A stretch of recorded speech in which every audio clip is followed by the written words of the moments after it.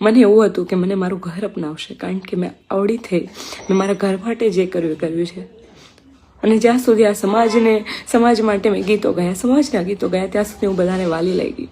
ત્યાં સુધી બધાને મારા જેવું કોઈ સારું નહોતું લાગતું. અને આજે જ્યારે એક દીકરી પોતાના માટે કંઈક વિચારે છે, એવી એક દીકરી પોતાના, મારા ઘરમાં નથી એવો માહોલ, એટલે મેં ઘરે ના કીધું અને મારે આ પગલું ભરવું પડ્યું. પણ હા, જેટલા પણ સમજે છે એ લોકોને કહું છું કે ઘરમાં એવો માહોલ બનાવો કે દીકરી ભાગે નહીં, અને દીકરી તમને સામેથી કહી શકે કે મને પ્રેમ છે. પ્રેમ કરવો એ કંઈ ગુનો નથી. જો મારા બાપનો જીવ બળતો હોય તો હું પણ એક દીકરી છું, અને મારામાં પણ જીવ છે, અને મારો જીવ બળ્યો છે.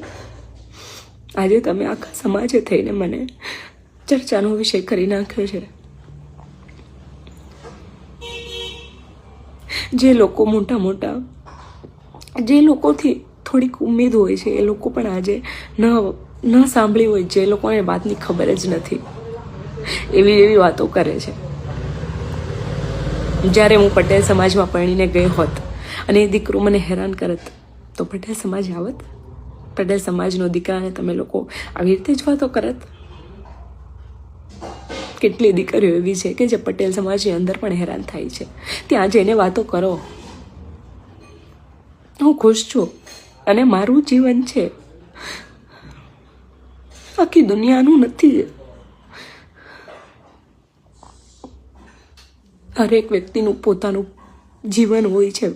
મને તો એવું લાગે છે કે મારું જીવન લોકોનું જીવન થઈ ગયું છે હવે. આવી ઉમ્મીદો પટેલ સમાજથી નહોતી મને.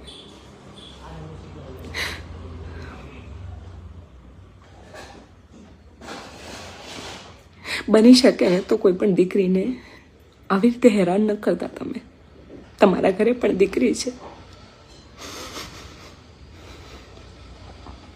જય માતાજી.